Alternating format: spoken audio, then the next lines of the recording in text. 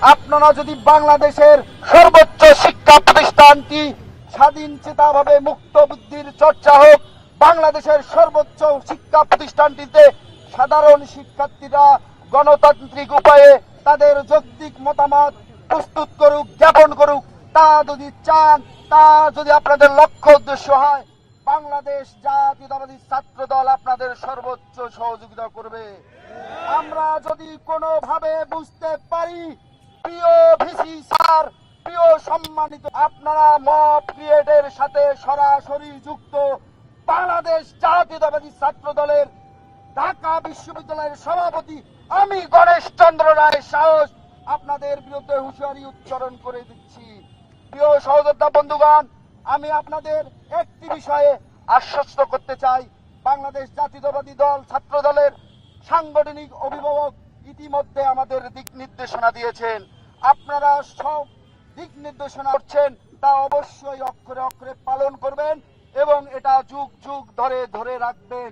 আপনাদের যে দিক নির্দেশনা আমাদের জাতীয়তাবাদী ছাত্র দলের সাংগঠনিক অভিভাবক দিয়েছেন, আমাদের মাধ্যমে তা ইতিমধ্যে আপনারা পালন করলেও তা যাতে কোনোভাবে ব্যত্যয় না ঘটে সে ব্যাপারে সজাগ থাকবেন।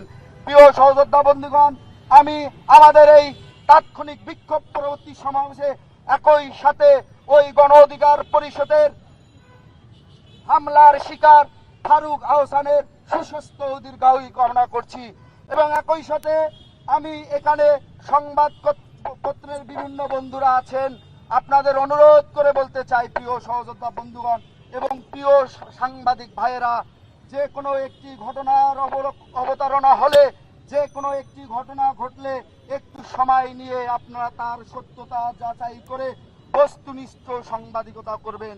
আমাদের আমি বিশ্বাস করি 5 আগস্ট পরবর্তী সময়ে বাংলাদেশে বস্তুনিষ্ঠ সাংবাদিকতার একটি পরিবেশ তৈরি হয়েছে।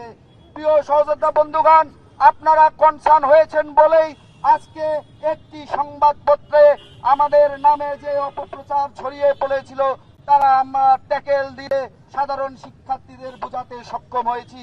আমরা বিশ্বাস করি সংবাদপত্রের প্রতিটি ভাই এবং বোনেরা আমাদের ঐকান্তিক সহযোগিতা করবেন।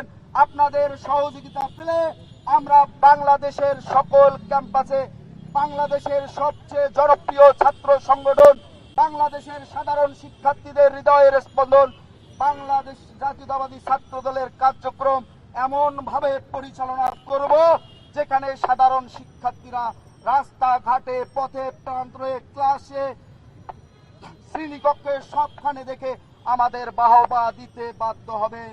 প্রিয় সহযোদ্ধা বন্ধুগণ, আমি আর একটি কথা, আজকে রাজু ভাস্কর্যের পাদদেশে দাঁড়িয়ে আমরা তাৎক্ষণিক একজন আহত ব্যক্তির হামলার প্রতিবাদ এবং নিন্দা জানাচ্ছি।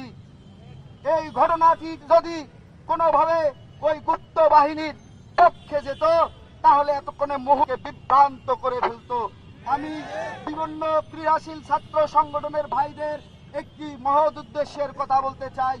আপনারা আমাদের ভাই, আপনারা আমরা সবাই মিলে বাংলাদেশকে কিভাবে বিশ্বের দরবারে এগিয়ে নেওয়া যায়, বাংলাদেশকে কিভাবে একটি প্রকৃত জনগণের সরকার প্রতিষ্ঠিত করা যায়, জনগণের নির্বাচিত সরকার প্রতিষ্ঠিত করা যায়, আপনারা আমরা সবাই মিলে সেই বিষয়ে সোচ্চার হব।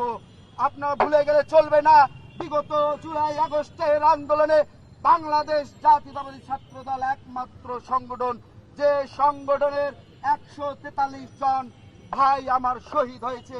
তারপর বাংলাদেশ জাতীয়তাবাদী ছাত্র দল 5 আগস্ট পরবর্তী সময়ে কিছুদিন আমরা ক্রেডিট নিইনি।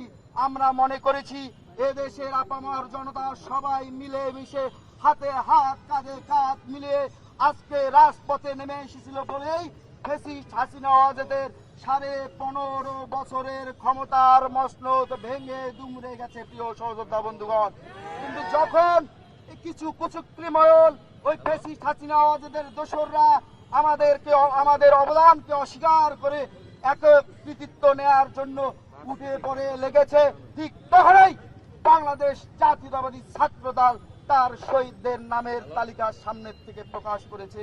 প্রিয় সহযোদ্ধা বন্ধুগণ, তারপরেও আমি বলি বাংলাদেশ জাতীয়তাবাদী ছাত্র দলের একক কোনো কৃতিত্ব নয়, সারা বাংলাদেশের ছাত্র জনতা যখন ফ্যাসিস্ট হাসিনা ওয়াজেদের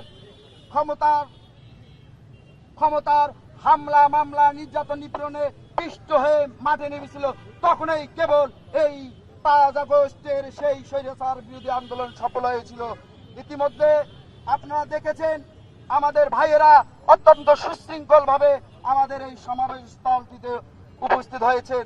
পরিশেষে সবাইকে সমাবেশ স্থলটি সুন্দর সুশৃঙ্খল ভাবে পরিত্যাগ করার নির্দেশনা দিয়ে আমি আমার সংক্ষিপ্ত বক্তব্য জিন্দাবাদ।